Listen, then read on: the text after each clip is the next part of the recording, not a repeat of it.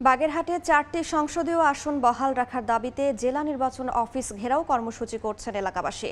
বিস্তারিত জানাতে সেখানে আছেন সহকর্মী আলী আকবর টুটু। সরাসরি যাচ্ছে তার কাছে।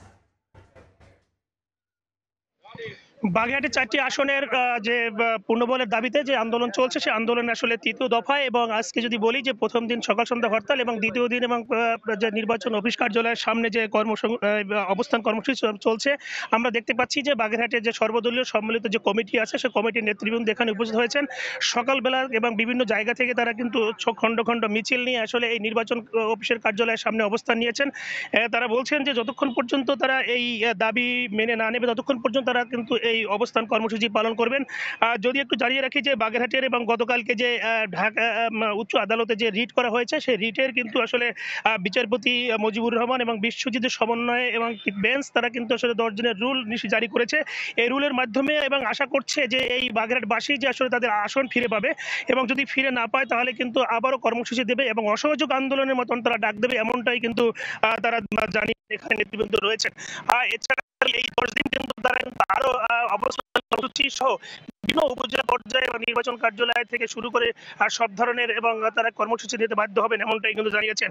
আমি যদি বলি যে বাগেরহাটের যে গত 30শে জুলাই যে সিএসি যে খসড়া যে অনুমোদন দিয়েছিলেন যে 4টি আসন থেকে একটি আসন কমিয়ে নেওয়ার ঘটনা, এরপরে কিন্তু বাগেরহাটবাসী উত্তাল হয়ে ওঠে এবং তারা কিন্তু বিভিন্ন রকমের কর্মসূচি পালন করেছেন, হরতাল এবং বিক্ষোভ মিছিল এবং সংবাদ সম্মেলন, সব ধরনের তারা কিন্তু কর্মসূচি পালন করেছেন।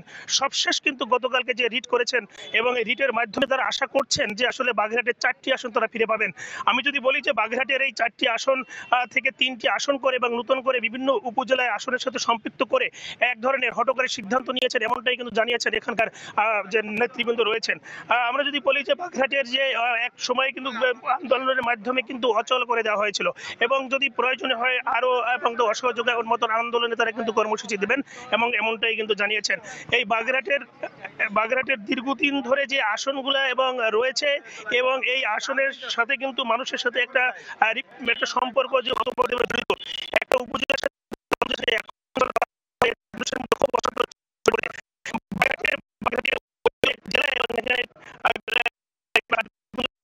রয়েছে এবং চিংড়ি প্রধান এলাকা রয়েছে, ইপিজে রয়েছে এবং বন্দর রয়েছে এবং অর্থনৈতিক অঞ্চল হিসেবে গড়ে তুলছে, সেখানে এই ধরনের সিদ্ধান্ত তারা কোনোভাবেই আসলে মেনে নিতে পারছেন না, এমনটাই কিন্তু জানিয়েছেন।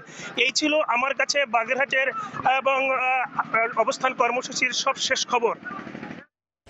সরাসরি যুক্ত ছিলাম বাগেরহাটে।